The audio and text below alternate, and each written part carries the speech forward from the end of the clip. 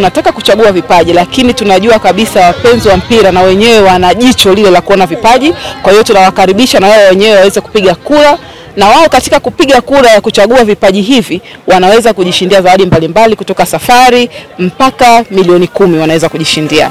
Kwa hiyo tunawahamasisha sana wapenzi wa mpira waje waendelee kufuatilia bia ya Safari Laga na kampeni yetu hii ya Safari Cup, na wachangie kwa kupiga kura katika kutafuta mabingwa, na pale wanaweza kujiibulia na wenyewe zawadi mbalimbali. Sababu sisi tunaamini kabisa mabingwa hutengeneza mabingwa. Kwa hiyo mabingwa wote na wenyewe washiriki katika kupiga kura na waweze kuchangia kuchagua wachezaji.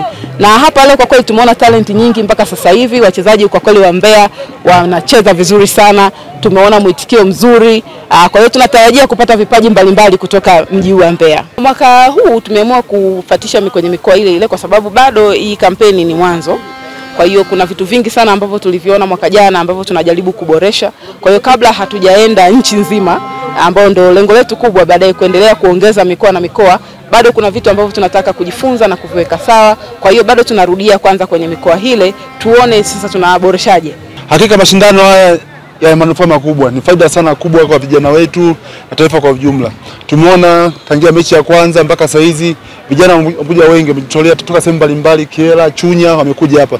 Tumeona uwezo mkubwa sana wa vijana, kwamba huku chini ndio kuna mzizi, ndio kuna shina kabisa la mpira wetu.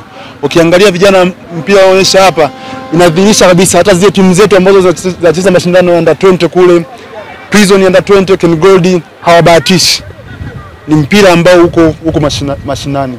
Mashindano kiujumla tunanufaika kwa sababu ni watoto unapoandaa lazima wapate ushindani. Wapate kitu ambacho kinaonyesha kwamba wanaenda wapi. Kwa sababu ya mashindano ni dira ya kuonyesha wataelekea wapi. Na ndio mwanzo wa safari zao kwa sababu mpira sasa hivi ni ajira. Kwa hiyo anaweza mwingine akatokea katika mashindano ya scouting ya TBL, mwingine akatokea mashindano mengine yote yale. Ila ndio ninachopenda mashindano yanavyoandaliwa tournament nyingi zinasaidia watoto kuweza kupata exposure. Kubwa namshukuru Mwenyezi Mungu kulingana na hizi taratibu zinazoendelea hasa katika swala zima la Safari Laga Cup. Kiujumla sisi kama vijana tumelipokea vizuri kwa sababu limekuja kukuza vipaji, lakini mbali na hapo limekuja kutusupport kama vijana, na tumeona umuhimu wa vipaji tukiwa Mbeya.